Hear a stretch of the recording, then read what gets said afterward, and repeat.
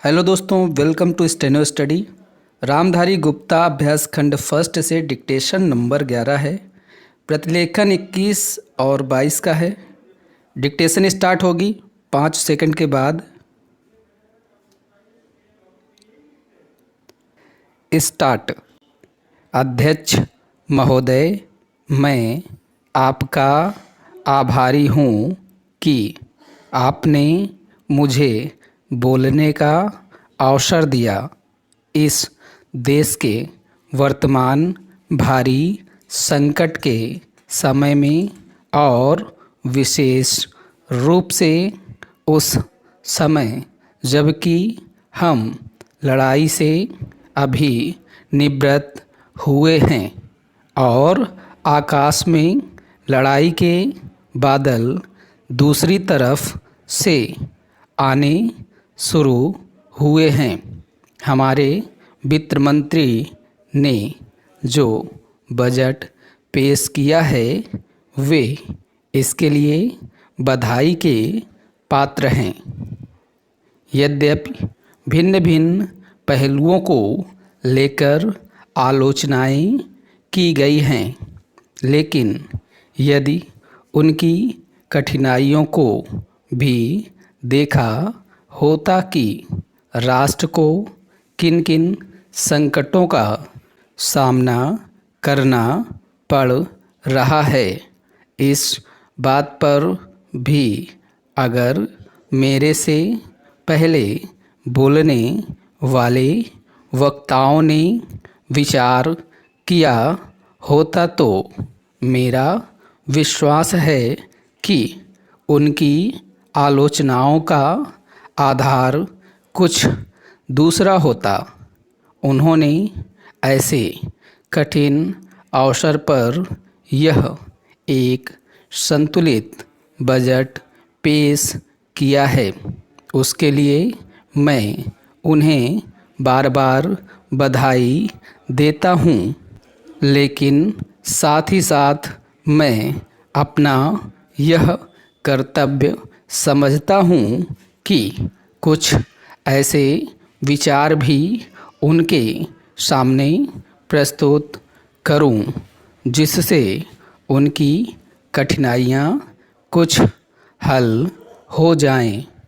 उदाहरण के रूप में विगत 2 वर्षों में लेखा जोखा कमेटी ने बैठने के समय मुझे ऐसा अनुभव हुआ है कि इस देश में 2-3 इस प्रकार की त्रुटियां मौजूद हैं जिनको दूर करने के लिए, जिनकी जांच करने के लिए यदि कोई एक कमेटी या आयोग बिठा दिया जाए तो राष्ट्र को, राष्ट्र की सरकार को, राष्ट्र के विकास कार्यों को और राष्ट्र की रक्षा व्यवस्था के लिए करोड़ों नहीं अरबों की व्यवस्था फौरन हो सकती है। केवल शासन को जागरूक होकर कुछ कदम उठाने की आवश्यकता है। अभी कुछ छिपे हुए धन का जिक्र किया गया। सरकार ने भी समय समय पर ऐसा आभास दिया है कि इस देश में लगभग 30,000 करोड़ रुपए का छिपा धन मौजूद है। स्वयं मैं समझ नहीं पाता हूँ कि जब सरकार ऐसा अनुभव करती है तो इसकी व्यवस्था करने में उसको दिक्कत क्या आ रही है। ऐसा मालूम होता है कि कहीं इच्छा शक्ति की कमी है। भारत की इस सरकार ने अपनी शक्ति का ठीक से उपयोग करके उस दुश्मन के दांत खट्टे किए जिसके कि ऊपर विश्व की शक्तिशाली और इंग्लैंड जैसी शक्तियों का अटूट सहारा था और जिसको कि उन्होंने हमारे विरुद्ध उकसाकर खड़ा किया था और अपना पूर्ण सहयोग दिया था। अध्यक्ष महोदय, मानव संसाधन विकास मंत्रालय की मांगों के संबंध में बोलने के लिए मैं खड़ा हुआ हूँ। शिक्षा की पद्धति के बारे में, उसमें परिवर्तन लाने के बारे में, इस क्षेत्र में हमें जो असफलता हाथ लगी है उसके बारे में अभी मेरे मित्र ने बहुत कुछ कहा है। दुर्भाग्य की बात यह है कि देश में सभी लोग यह मानते हैं कि शिक्षा में प्रगति नहीं हुई है। शिक्षा पद्धति में आमूलचूल परिवर्तन नहीं हुए हैं, लेकिन फिर भी इस दिशा में कुछ किया नहीं जाता है। ऐसा प्रतीत होता है कि इस विषय में कुछ भी करने की स्थिति में हम नहीं रहे हैं। स्थिति ज्यों की त्यों चली आ रही है। इतना होने पर भी शिक्षा की मद पर होने वाला जो खर्च है और जो उसके लिए धनराशि आवंटित की गई है वह भी बहुत थोड़ी है।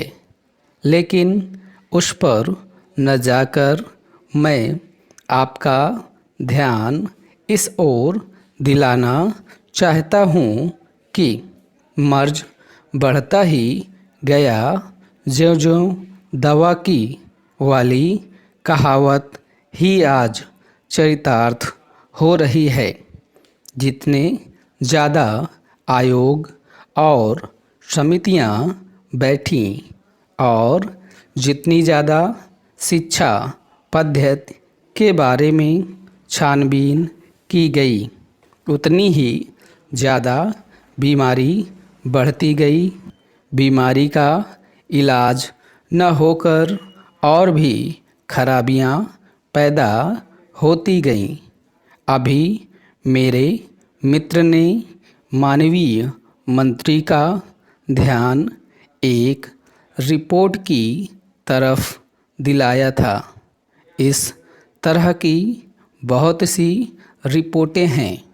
अभी सदस्य महोदय भी एक रिपोर्ट का जिक्र कर रहे थे। रिपोर्ट तो बहुत सी प्रस्तुत हुई हैं, लेकिन मंत्रालय ने उस पर कभी कार्यान्वयन करने की दिशा में कोई कदम नहीं उठाया। अपनी इस हालत को उन्होंने इसी सदन में स्वयं स्वीकार किया है। अपनी विवशता को उन्होंने स्वयं यहाँ प्रकट किया है। इस विषय पर और अधिक न कहकर मैं आज के दिन मानव संसाधन विकास मंत्रालय का ध्यान दो विशेष विषयों की तरफ दिलाना चाहता हूँ। पहली बात तो मैं हिंदी के बारे में कहना चाहता हूँ। मंत्रालय का काम हिंदी का प्रसार और प्रचार करना है। हिंदी हमारे देश की राष्ट्रभाषा है। संविधान ने उसको राष्ट्रभाषा का स्थान दिया है, लेकिन हिंदी को वह स्थान अभी तक भी ठीक से प्राप्त नहीं हुआ है। इसके कई कारण हो सकते हैं। एक कारण हिंदी प्रेमियों का अधिक उत्साह हो सकता है। दूसरा, दलगत राजनीति से प्रभावित होकर राजनेताओं का भाषा के बारे में अपनाया गया दृष्टिकोण हो सकता है।